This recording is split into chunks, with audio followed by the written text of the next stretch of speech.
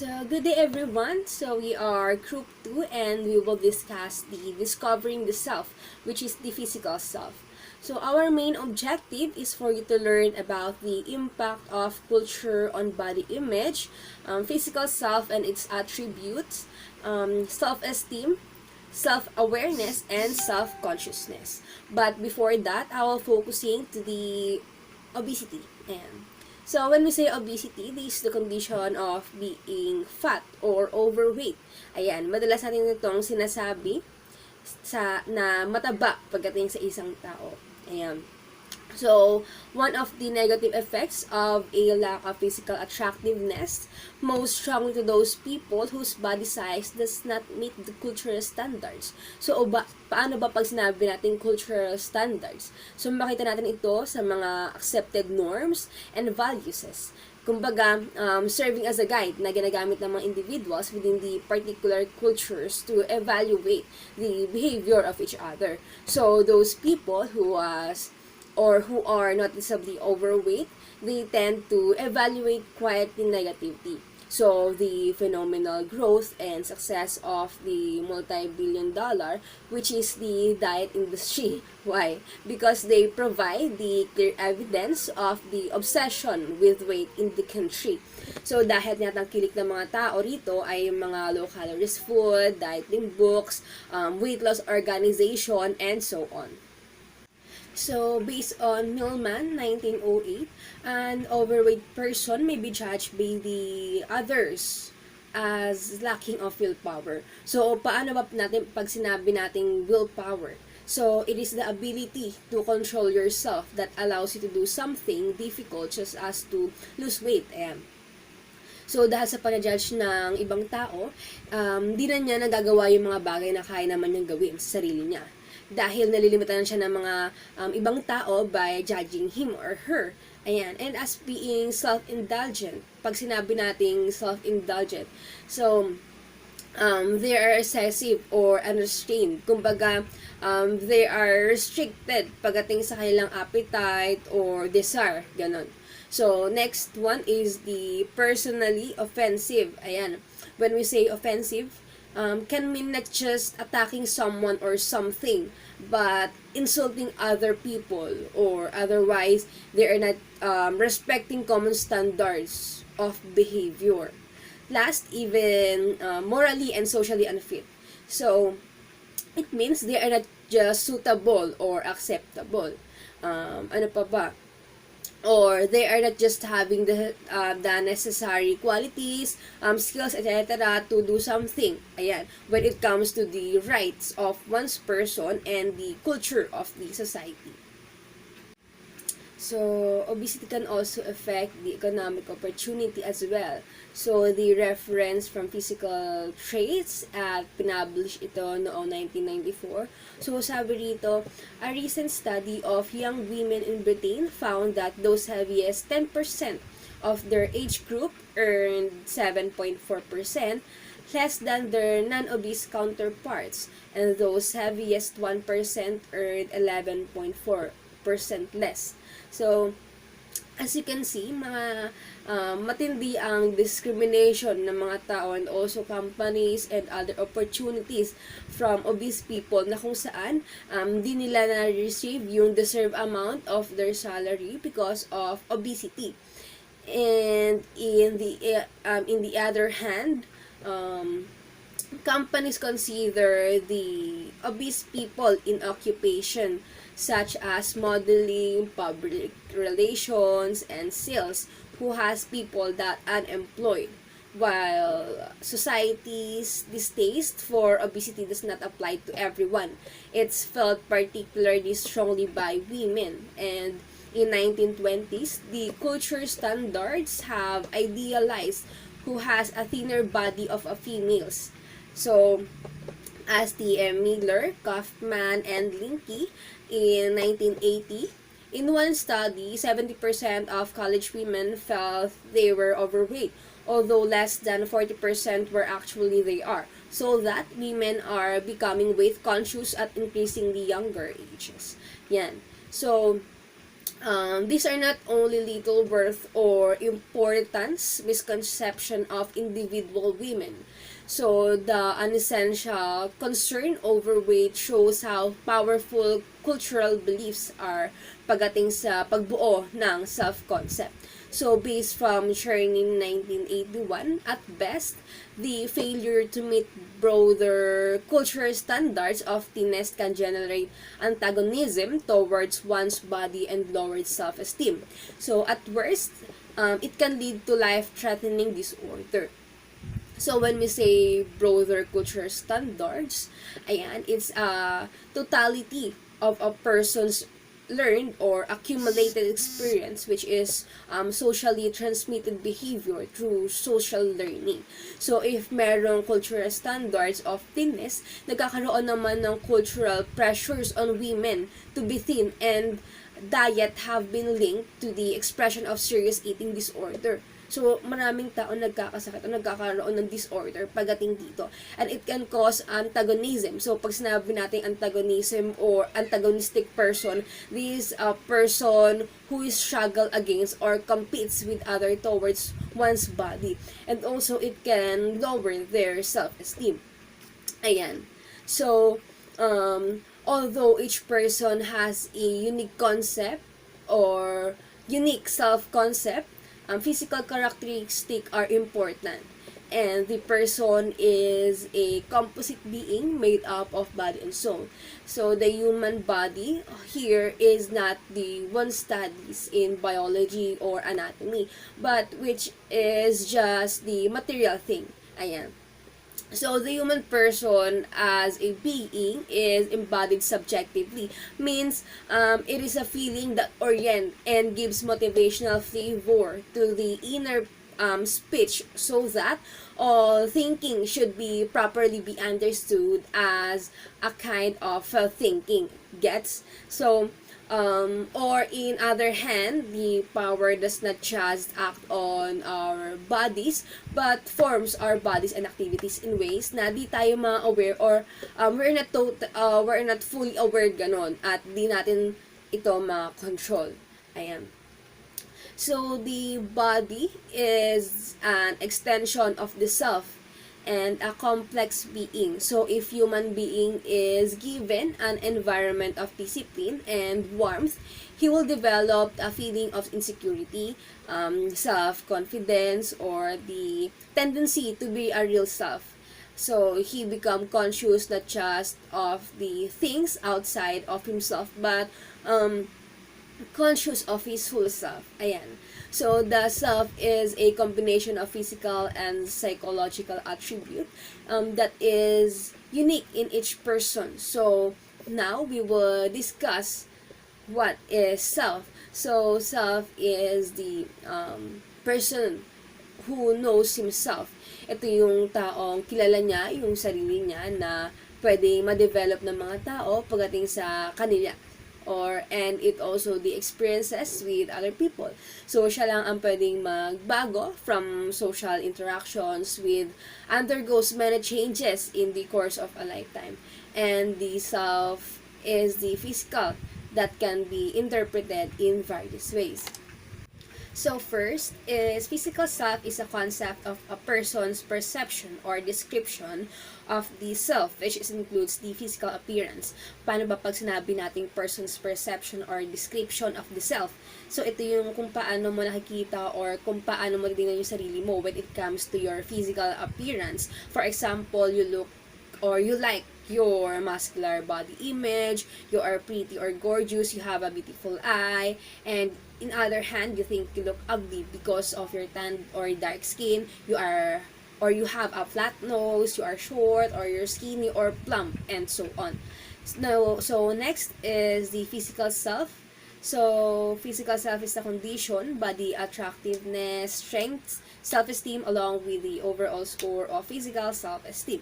So, isa-isahin natin. So, when we say body attractiveness, it's a degree of a person's physical features are considered aesthetically pleasing or beautiful. Ayan. So, ito yung mga taong maganda, malakas ang appeal, merong mga pleasing personalities, and so on. Next is the strength. So for me, it's not just the physical strength but the strength inside of you. Tama po ba, ma'am? Na this is the strength as our built-in capabilities for particular ways, such as the way you think, how you handle your feelings, and on how you behave on the particular scenarios in your life. Ganon. Um, yeah. Then, physical self-esteem is the evaluation of the physical, including the evaluation of both physical appearance and physical competence. Physical self-esteem is likewise self-worth. So, now I'll give you some example or tips na rin for the betterment of your physical self-esteem. Ayan. So, first, you have to show some appreciation. So, this is a good place to start to refocus your self-talk. Yan. Rather than you degrade yourself. So, try to recognize and appreciate the amazing things na ginagawa mo araw-araw. So, next is you have to record the positives. So, you can write down 5 things you love about your personality so that you are a great listener and incredibly giving when it comes to helping the others. And last is don't fear the mirror. So, if meron kang unhappy feelings or unhappy thoughts about how you look, you might find yourself dodging anything that shows your reflection. But, avoidance breeds avoidance. So, ano ba yung ibig sabihin doon ng avoidance breeds avoidance? So, you should have to ignore those unhappy feelings, if those negative thoughts that comes to your mind, and you saw yourself in the mirror, just turn around and that's it. Yeah. So, last one is the physical self is the physical qualities of a person. So, ano nga ba ang qualities ng isang tao? Ayan. This is the height, the body image, or the body weight, the skin, the tone, your body hair, sexual organs, moles, nose shape, body shape, and so on. And yeah. So, this is the end of my report. I hope marami kayong natutunan. And now, may I call on Jasmine Medina to discuss about the continuation of physical self. Hi, I'm Jasmine Medina from BSIS 1A, and we're gonna talk about the physical self and the psychologies. So from the simple definition, it can be said that physical self is the person who composite being that consists of body and soul. The person needs the body, a marvelous finely tuned machine that can be interact with the environment and the other persons. The physical self is the specific dimension, the tangible part that can be directed or examined. So now we're gonna talk about the psychologists. So the first one that we have is William James. So William James has a concept of self. In 1890, he distinguished two understanding of self. The self as me and the self as I. So ano nga ba yung I self? I self refers to the person who know he or she is. So this is the thinking, acting, and the feeling self. So ano naman ang me self? Ang me self, this is the experience of the self. It refers to describing the person's personal experiences and further divided into subcategories, katulad ng material self, social self, at spiritual self. So what is the difference between them? Sa I self, we are concerned about the existence of the self. So this is the feeling, acting of the self. So, and the other one, the sa me self, you are concerned about the experiences. This is the empirical self. So William James, aside from his idea of self-identification in the previous discussion, considered as the body as the initial source of sensation and important for the origin and maintenance of personality. But James attests that the body must be subservient to the mind. That is, if concentration can be fully found not only to erase ordinary sensation, but also the most painful sensation. So, for example, yung mga soldier or yung mga boxers, Kapag nasa loob sila ng battlefield or ng boxing ring, hindi nila nararamdaman yung sakit. Mararamdaman lang nila yun yung kapag tapos na ng laban. So, parang yun yung adrenaline rush natin. Parang, 'di ba, kapag tayo, kunyari may away, 'di ba, hindi natin nararamdaman na nasaksak na pala tayo bigla. Mararamdaman na lang natin yung pagtapos na ng laban, 'di ba?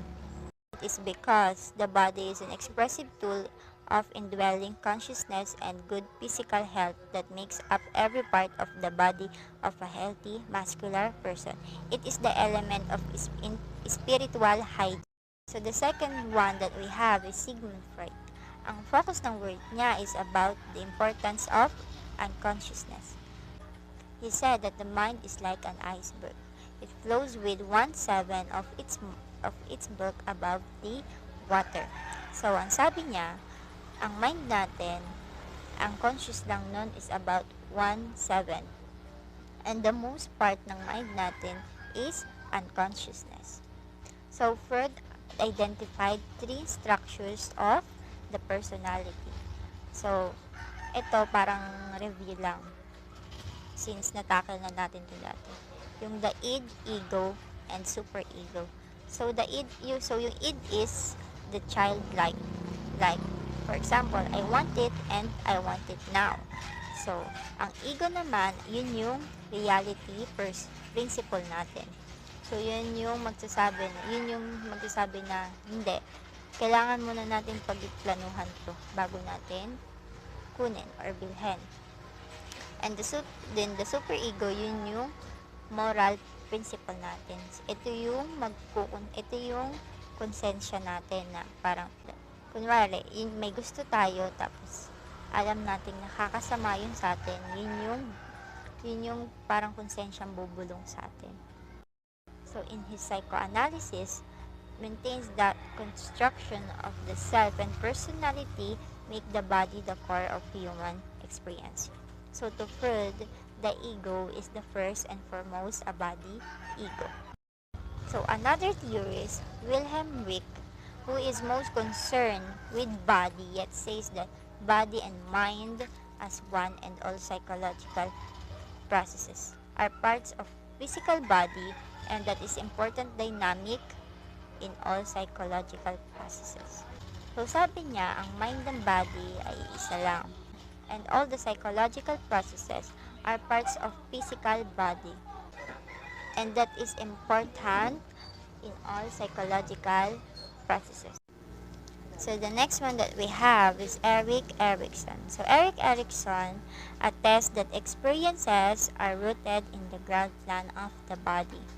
He expounded the role of the body organs that are important particularly in the early stages of development of the person's life.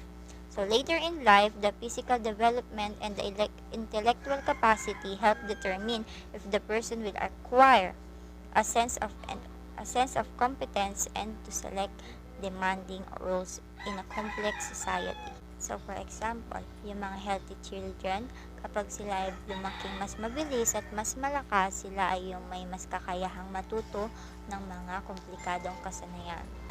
So Erikson likewise is aware of the constant interplay of the body, psychological processes, and the social forces. So the next one that we have is Carl Jung. So Carl Jung described self as the central archetype of personality. So ano nga ba yung archetype?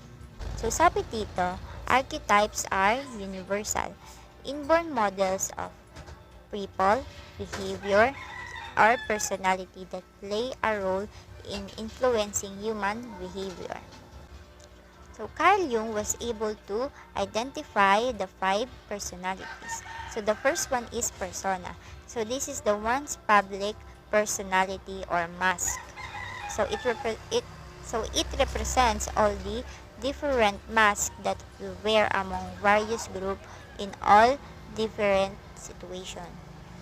So for example, kapag kasama mo yung mga kaibigan mo, ang mask na sinusuot mo ay yung jolly person mo. Diba? Kapag kasama natin yung mga kaibigan natin, lumalabas yung pagka-jolly natin. Minsan naman kapag kasama mo naman yung family mo, 'di ba? Ibang mask din yung sinusuot mo, especially kapag meron kayong gathering or may inuman. So kapag kasama mo yung mga kaibigan mo, G na G kang uminom. Pero kapag kasama mo yung family mo, syempre magpapanggap ka na kunyari, ma, di ako umiinom, ganyan. Why huminom yun, ma? 'Di ba? Ganyan tayo. Kung deny. So the second one is the shadow. So shadow, this is sex or other life instincts. So, mga bagay na gusto natin pero bawal. So, example din, cheating, di ba? May mga tao na gustong gawin yon pero alam nilang bawal. So, the next one is anima. This is the feminine side of the male psyche. And the other one is animus, the male side of the female psyche. So, according to Carl Jung, anima and animus represents the true self rather than the image we present to others. Kumpara sa persona, 'di ba? Kumpara sa persona na gusto nating yun yung image na gusto nating ipakita, sa shadow na yun yung image na ayaw nating ipakita, yung dark side natin. Dito sa anima and animus, ito yung true self natin. So since we're talking about self, so the last part is self. This is the last part of 5 personality archetype. Ito yung it represent the wholeness. Ito yung pinagsama-sama ng 4. So based on book, Carl Jung in his analytical psychology did not deal with the role of the body, but chooses to direct his effort to just the psychology. Kasi diba, hindi siya nag-focus sa katawan ng tao, mas nag-focus siya sa personality ng mga tao. So the last theory that we have is B.F. Skinner. So he is one of the respected because we cannot deny how effective and applicable his theories are, especially sa work or education. In fact, almost every classroom management are based on his work or his theory. For example, sa kung paano patatahimikin yung mga bata or paano nila i-encourage ito mag-aral. V.F. Skinner and his theory is very useful not only in psychology but also in our daily lives. So here we're gonna talk about the V.F. Skinner and operant conditioning. So ano nga ba yung operant conditioning? So sabi dito, the organism first does something and then is reinforced by the environment. Reinforcement in turn increases the probability that the same behavior will occur again. If there's a stimulus, there's a response. So if there's a good response, there's a reinforce. Ito yung higher chance of doing the response again. So for example, sa aso, kapag may nakita silang pag nakita nilang may hawak kang treats, so lalapit sila sa inyo, turuan mo sila mag-sit, 'di ba? Tapos kapag ginawa nila yon, bibigyan mo sila ng treats as a reward, as a reinforcement. So there's a higher chance that they're gonna do it again. So in operant conditioning, they use reinforcement to encourage the behavior. You give reinforcement whenever the organism do the behavior. To B.F. Skinner's words, personality and self are only explanatory fictions and all there is just the body. This is because Skinner was never interested in the body, just like Carl Jung. So Carl Jung is focused on the personality of the person, our persona, and B.F. Skinner is focused on our behavior. So he treats human being as an open box, although not empty. The aforementioned explain the different forces or institutions that make impact of the development of the self. The succeeding discussion will expound the physical self in another dimension.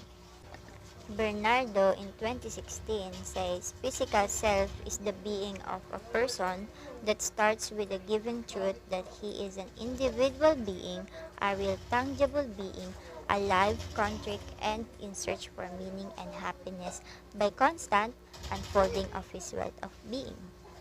And Fadiman Prajider in 2002 says that physical self is a being, an intellectual, social, moral, spiritual, aesthetic, and sexual being. So that is the end of discussion of the physical self and the psychologists. Thank you.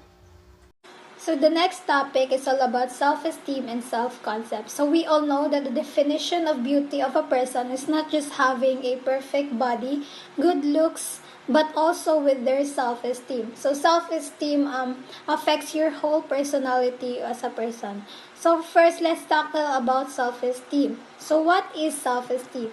So it pertains to global or overall evaluation of the self. So basically, it is how we evaluate ourselves, how we value ourselves as a person.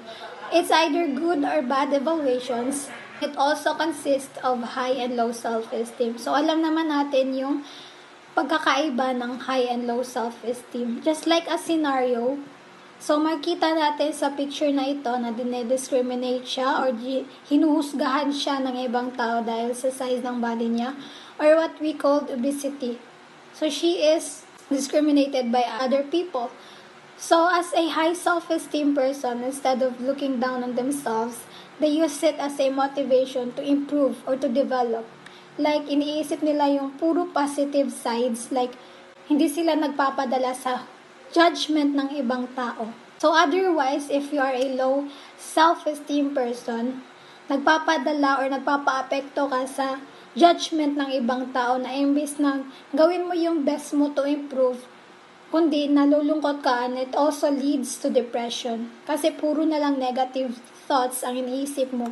Kasi nakabase ka sa judgment ng ibang tao tungkol sa'yo. Like iniisip mo na walang nagmamahal sa'yo or you are unworthy. So next is self-concept. So the definition of self-concept is it is one's own specific evaluation of the self. So, kung yung self-esteem is overall evaluation or global evaluation, sa self-concept naman, it is about your own specific evaluations in yourself. It's either your physical appearance, on how you look, your skills, or how creative you are, your social rules, how you take part of the society, your personality is either good or bad, and your emotional state on how you handle your emotions based on the judgment of the other people or how judgment can affect yourself. So next, according to Santrak, the foundation of self-esteem and self-concept emerge from the quality of parent-child interaction. So pag sinabi nating parent and child interaction, it shows the relationship between the child and the parent. So maaaring ito yung isang factors kung paano natin na-build yung self-esteem natin. Maaaring nagkaroon tayo ng low self-esteem dahil nakaranas tayo ng pang-aabuso sa parents natin or hindi natin nakukuha yung love, care, and support na gusto nating ma-feel or matanggap mula sa parents natin. However, if you are having a high self-esteem, it is because naka-experience ka ng love or lumaki ka sa healthy family or meron kayong good interaction together. Kaya isa rin ito sa major factors kung bakit nagkakaroon tayo ng high self-esteem dahil naniniwala tayo na may taong sumusuporta at naniniwala sa kakayahan natin, nagkakaroon tayo ng beliefs or more motivation sa sarili natin. So in adolescence naman, self-esteem is strongly correlated to physical appearance, kung paano tayo nakikita ng ibang tao. Meron din itong ibang aspects like scholastic competence, social self-esteem. Ngunit hindi lang ito nararanasan natin sa adolescence, kundi throughout life span from early childhood to middle age. So, in conclusion, in having a high self-esteem, we must believe in ourselves. We must not let anyone na ida-down tayo. Hindi tayo dapat magpapapekto sa judgment ng ibang tao, kundi isipin natin na kaya natin ang lahat ng bagay. Kaya natin to. At believe in ourselves. We must believe. Yun lang. Dahil wala namang makakatulong sa atin kundi sarili lang natin. Kaya tulungan natin ng sarili natin na mag-improve, mag-develop, at isipin natin na kaya natin. Yun lang. So, good afternoon guys. Today I'll discuss what is intellectual self. So, let's start. So, sa intellectual self is meron po tayong tinatawag na person's rationality. So, person's rationality or rationality is more on base sa pag-acceptable to reasons na at tumutulong din siya sa paggawa ng tao ng decisions kapag nasa bago o unfamiliar situations sila. And also, tumutulong din to sa pag-improve ng thinking abilities ng isang tao. Then, ang example po niyan is sa trabaho po. Like, iniisip mo na po agad yung financially beneficial for an executive. Then, magre-reason ka po ba or magde-decide ka po ba na magstay or shall resign na lang po ng maaga. Then, dun po pumapasok po yung sinasabi ko po kanina na acceptable to reason ng isang tao. So, the next is intellectual soul. So, according to St. Thomas, ang intellectual soul daw po or soul is pag namatay ka daw po, yung spirit or soul mo na lang po yung mag-e-exist.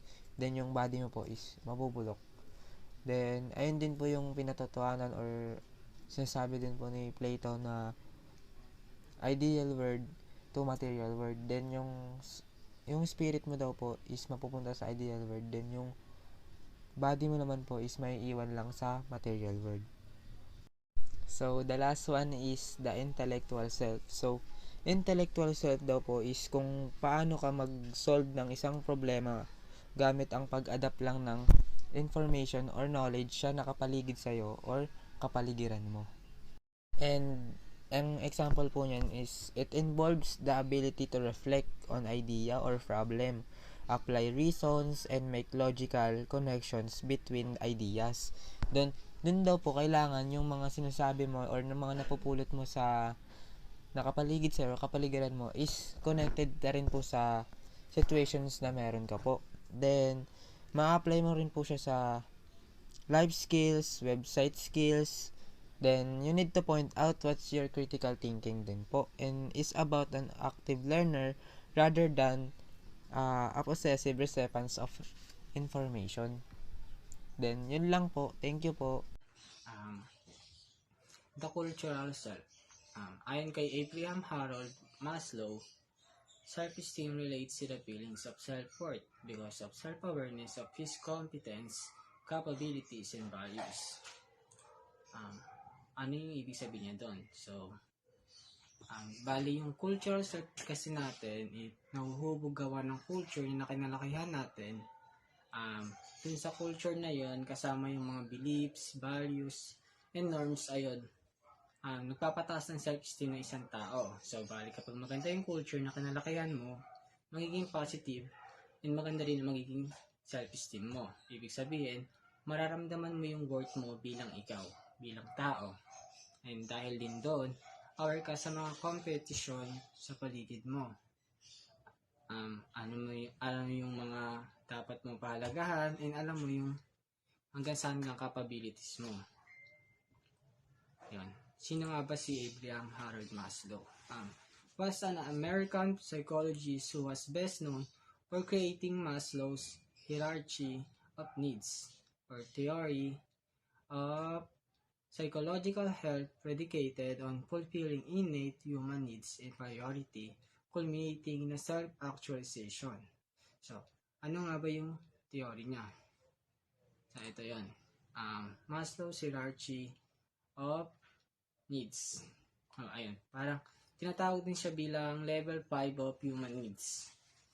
Nandito yung level 1 which is yung physiological needs. Or nandito yung nakapaloob dito yung breathing, food, water, shelter, clothing, sleep. Dun sa level 2 which is yung safety and security, health, employment, property, family, and social stability naman. Doon naman sa level 3 yung love and belonging. Dito nakapaloob yung friendship, family, intimacy, sense of connection. Then sa level 4, yung self-esteem, confidence, achievement, respect of others, the need to be a unique individual. And lastly, yung self-actualization. Dito nakapaloob yung morality, creativity, acceptance, experience, purpose, meaning, and inner potential. Ayun. Hindi ko na siya masyadong palalawakin. Then, ito, sa next slide. Person lives in specific society in a given culture. This culture that molds a person and helps them to actualize their possibilities. The customs, beliefs, values, and norms make up the person and in pace one is judged by his kind of culture. So, ano ibig sabihin nun? So, bale, to understand cultural differences, firstly, we must understand ourselves. Only we begin to understand others. We cannot understand and adapt to other cultures unless we have achieved a degree of cultural self-awareness. Ang bale, nakadepende sa isang tao kung paano siya pinalaki gamit ng kultura na meron sila. Parang how we see ourselves shapes our lives and is shaped by our cultural context. And then, we can avoid the cultural criticism by being open-minded. Patient community system, cultural difference, awareness, team building, use simple words, sharing your knowledge about your culture. Kasi which is parang madami na rin kasing nag-criticize sa mga iba't ibang kultura. Bakit hindi natin tanggapin? So our next topic is the aesthetic self, also known as people beauty is mostly known for what human eyes see, which is physical appearance. Beauty is an inner equality, a way of living, acting, and looking.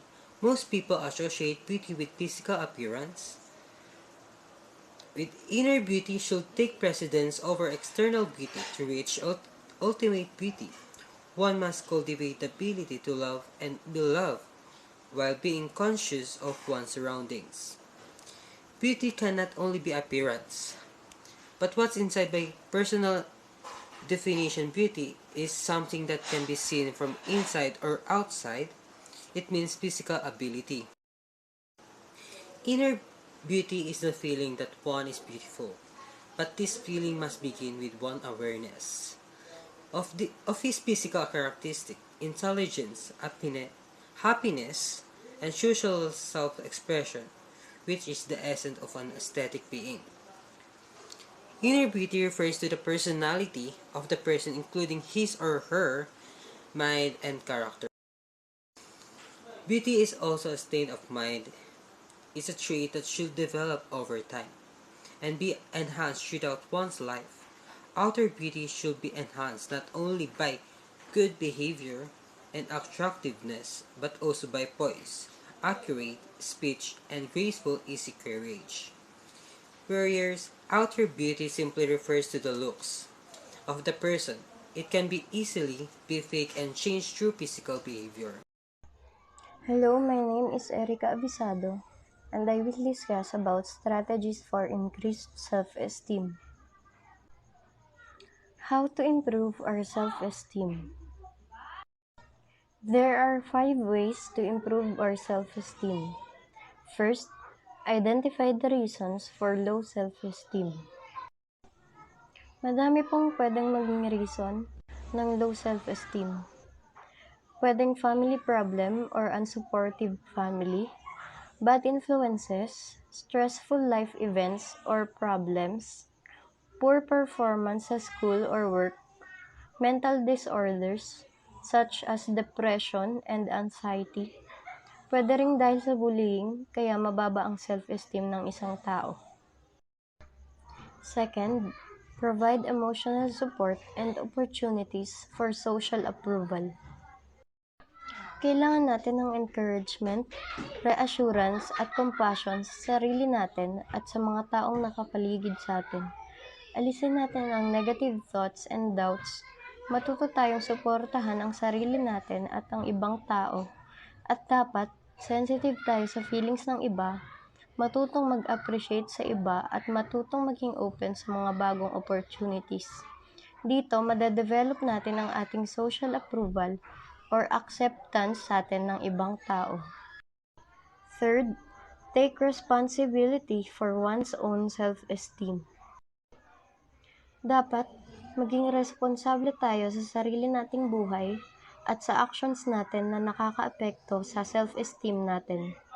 Dapat i-empower natin ang sarili natin. Ang self-esteem natin ay ang pagtingin o perception sa ating sarili, kaya tayo lang ang makakapagbago at magde-develop nito. Accepting responsibility for our own self-esteem is the key to moving forward with our lives. Fourth, achieve personal goals. Achieving personal goals can improve our self-esteem. It gives us a sense of purpose and motivation to move forward. Nagde-develop tayo ng higher self-esteem at mas nagiging confident tayo sa sarili natin pag may na-accomplish tayo na goals, lalo na ang mga pangarap natin sa buhay. And lastly, develop coping style. Dapat matuto tayong harapin at solusyonan ang mga problema natin sa buhay. Ayon kay Santrok, self-esteem always increases when a person who faces a problem tries to cope with it instead of avoiding it. Mas nagde-develop ang ating self-esteem pag may problema tayong naaayos at nasosolusyonan natin. Pag nalalagpasan natin ang mga problema natin sa buhay, mas nagiging confident tayo sa ating sarili, nagde-develop tayo ng higher self-esteem, at nagkakaroon tayo ng positive thinking na sa bawat problemang dumating sa atin, magagawan pa rin natin ng paraan. So, the next topic is self-awareness. What is self-awareness? Self-awareness refers to the extent to which people are currently fixing their attention on their own self-concept. But what exactly is self-awareness? Simply put, it's the ability to tune into your own feelings, thoughts, and actions. It's about recognizing that how you act and what you say affects yourself and others. Self-awareness means yung pagiging aware mo sa kung ano talaga ang totoo tungkol sa sarili mo. And ito ay mahalaga dahil malamang na naniniwala ka na ikaw ay tulad ng nakikita mo. But maybe the others see you quite differently. Are self-awareness and self-concept related? Yes, it is related. Self-awareness also influences self-concept because self-awareness is a two-way process dahil ang iyong damdamin at paniniwala ay nakakaapekto sa iyong konsepto sa sarili. Halimbawa, iniisip mo kung sino ka sa tingin mo, and that is self-concept. And the self-awareness naman, ito yung kung gaano ka-accurate yung ideyang iyon about sa self mo. Experience high self-awareness and low self-awareness. Ang mga taong may high self-awareness, sila ay nakaka-notice ng self-discrepancies between their actual and ideal selves. This can lead them to engage in self-affirmation as a way of resolving these discrepancies. And when people lose their self-awareness, sila naman ay nakakaranas ng de-individuation na malalaman natin sa next part kung ano nga ba ang meaning nun. In 1970s, psychologists ran an experiment on trick-or-treaters in Seattle. They wanted to know how likely they would be to steal candy when an adult told them explicitly not to. They put a large mirror behind the candy bowl, and in other house there was no mirror. Dito din natin makikita yung de-individuation, which is what happens when we lose our sense of our personal identity. Halloween is a perfect example of de-individuation, because after all, you are wearing a costume, and when you wear a costume, hindi ikaw yung kung sino ka talaga. Dahil kung naka-costume ka like vampire, you're more accurate representation of a vampire. And anytime you don't feel like yourself, you might feel more free to behave badly. However, The children who were in front of a mirror were significantly less likely to steal than were those who did not see a mirror. This result suggests that the mirror activated the children's self-awareness, which reminded them of their belief about the importance of being honest. Why self-awareness is so important to all of us? It gives us the power to influence the outcomes. It helps us to become better decision makers. We can recognize our strengths and weaknesses, and we can self-reflect. Like, when something bad happened or something good, see what we did right and see what we did wrong. We can see how we might handle the situation differently. That we can do more of what's right and less of what's wrong. So think about it. Learn from it. That's all. Thank you. Physical self refers to the body that includes basic parts such as head, neck, arms, and legs, made up of other organs such as the brain, heart, lungs, stomach, intestines, and muscles. Siyempre, kahit hindi natin nakikita is parte pa rin ng physical self natin. Ang mga organs na to ay they can work together to perform different functions such as breathing, walking, and dancing. So lahat sila plays an important role in our everyday life. Physical self is about the body and its ability to perform its function na nag-change throughout the year. In general, the body performs its function least well during infancy and old age. Yung dalawang dulo ng baby tayo, hindi pa nagpo-function ng maayos ang katawan natin. And gradually, when we grow old, nagdi-decrease din ang ability ng body natin to function well. Physically, or physical efficiency generally peaks in early adulthood and decline into the middle age. So, ang age natin ngayon, medyo nandun tayo sa peak kung saan yung body natin can function well. Wala pa tayong masyadong nararamdamang sakit, lalo na yung mga young adult katulad natin. Pero around middle age is medyo bumababa na o lumalabas na dun sa peak of the body's ability. Self-consciousness, in contrast, refers to the tendency to focus on outer public image and to be particularly aware of the extent to which people are meeting the standards set by the others. Those high in public self-consciousness agree with statements such as, "I'm concerned about what other people think of me," or "Before I leave my house, I check how I look," and "I care a lot about how I present myself to others." Excessively conscious of one's appearance or manners, aware of oneself as an individual or of one's own being, actions, or thoughts. Socially ill at ease, a person who is overly concerned about his own actions and appearance with the others think.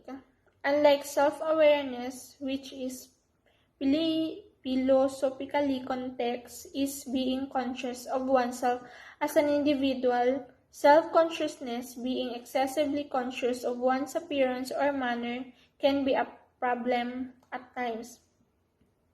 Often associated with shyness and embarrassment, in which case a lack of pride and low esteem can result. There is two terms of self-consciousness, the private self-consciousness and public self-consciousness.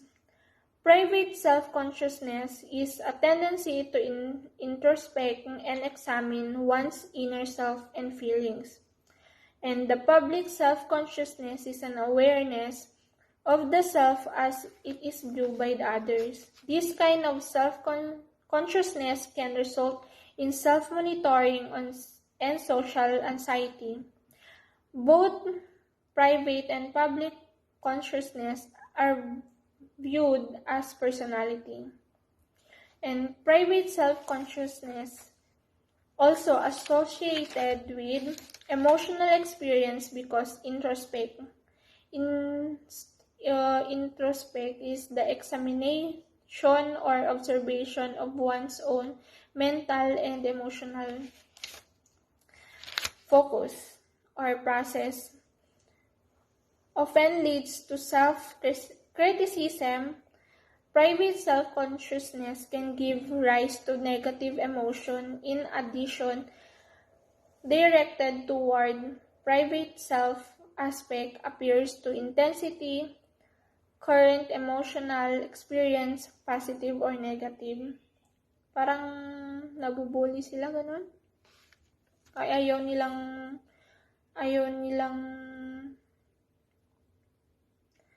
yung parang ayaw nilang ipakita sa lahat kung ano talaga sila. Kasi, yung nagmamatter na sa kanila yung sasabihin ng ibang tao. Kaya parang nahihiya na sila. Public self-consciousness is associated with phenomena that involves perception of how others view the self. Public self-consciousness is associated with a greater concern about balding. Di ba? Pagkalbo yun. Compared to other low in public self-consciousness, people high in public self-consciousness is more likely to conform to group pressure. They are more likely to experience aversive social emotions such as shyness and social anxiety. Self-consciousness in two forms, private and public, is a fundamental human trait relevant to a broad range of attitudes, emotions, and behaviors of interest to social scientists because humans experience. The study of self-consciousness addresses the fundamental question of what it means to be human. That's all. Thank you. Hello, my name is Alex Charles Miguel Maniquis. I am the reporter of Summaries of All Topics. Discovering the Self. A journey of self-discovery refers to a travel, pilgrimage, or series of events whereby a person attempts to determine how they feel personally about spiritual issues or priorities, rather than following the opinions of family, friends, neighbor, or peer pressures. The importance of discovering the self. Confidence comes with being more in touch with yourself, understanding what is that you want. When we live for others, it is hard to find space to tend to ourselves. Through self-discovery, we can find a deeper connection between who we are and who we want to be, allowing us to truly tend to our needs. There are 9 topics in discovering the self. Number 1, the impact of culture on body image. The culture in which we are surrounded by has a significant impact on how we feel about ourselves and the manner in which we think about our body. Many cultural traditions also contribute to body image and can influence either negative or positive body image and self-esteem. Number 2, the physical self and its attributes. Physical characteristics are defining traits or features of a person's body. There are aspects of appearance that are visually apparent to others, even with no other information about the person. They can include the intellectual self. Intellectual self-confidence is the ability to work outside a narrow definition of subject matter expertise, to think flexibility and creatively about how one's existing skills and knowledge can be applied to a problem at hand, to switch between projects as needed, and to learn about new topics and methods as needed. Cultural self. Cultural self-awareness develops through attention to one's cultural experience and sensitivity towards the cultural elements in one's experience. Personal self-awareness develops through attention to one's internal disposition and personal experience and sensitivity toward the impact of these personal experiences. The aesthetic self. The self has many dimensions, but one seems to relate to the arts. As such, our finding suggests that the construction of identity includes our relationship to cultural artifacts. Hence, aesthetics self central aspect of our identity are constitute by cultural and art-related preference.